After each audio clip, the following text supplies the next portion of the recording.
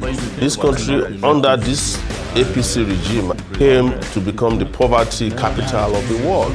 It became the place where the minimum wage became the miserable wage for workers.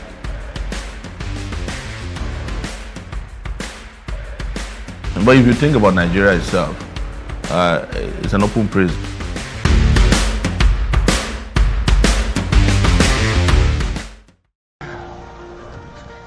It's been a tough start.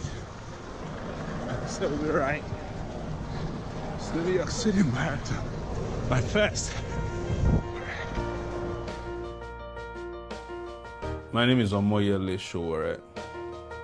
I'm a Nigerian who've lived in the US for 18 years, going to 19. I began long distance running after getting encouraged by a family friend, Dayo Adegoke, who had just returned from the Berlin Marathon to New York. As I picked him up from the airport, he literally passed out in my car. But alas, surprisingly, Dayo got up the next day to exercise and stretch and began running again. I was enthralled and asked myself, how come you can't do this? That was how my journey as a long distance runner began in 2013. The New York City Marathon is my 8th marathon since I began running. I've done the Philadelphia and Miami marathons twice each, done the Shimoy Marathon upstate New York in 2016. And in February 2017, I ran the Lagos City Marathon shortly after I was arrested by the police who tried to frame me up for my work at Sahara Reporters. It is tough to prepare for a marathon, I should tell you, considering that no matter how well you prepare, you can't predict a number of variables.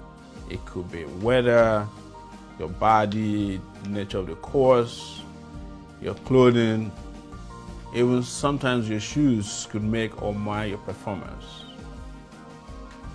I had prepared for the New York Marathon very well, but I made a tactical decision, I won't call it a mistake, to run the Atlantic City Marathon 2 weeks before New York City Marathon, and that put enormous strain on my body. Regardless, I was able to finish under 4 hours. For me, that's been my best time in a very competitive way. How do I train? I train alone. I am not a member of any training team, at least not yet because of the nature of my work. I feel good about New York Marathon. It's just amazing to see how you begin with so many people, very determined. And as you ran through the 5 boroughs of the city, people were ecstatically supportive. I mean, they supported us all the way. When I had muscle cramps after the 23rd mile, a spectator gave me raw salt, and 2 police officers, 2 NYPD officers, massaged my leg back to life. It was amazing. I intend to keep running until my legs give up. Part of the reason I encourage people to do this was that even as activists, we need to keep fit. I had an experience when I was in Lagos in February 2017 when I participated in 2 street protests, anti-government protests. I found out that more than anyone else, our activists need to be really fit.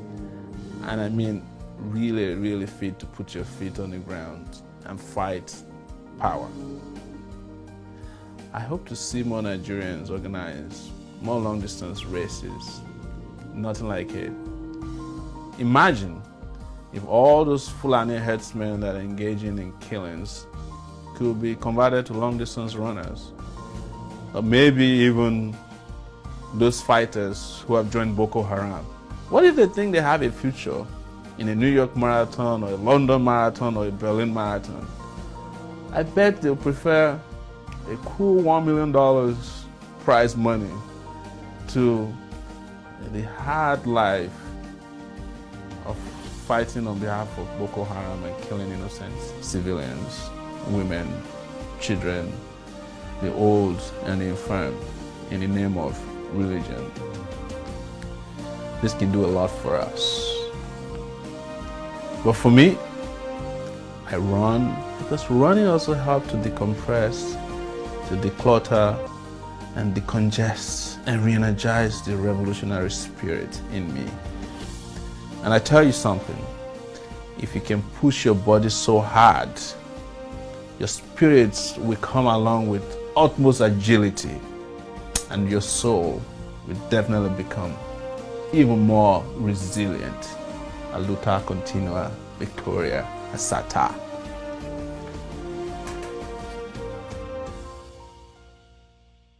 Nigeria, they use computer. The leaders of Nigeria, they use radio where they turn the knob.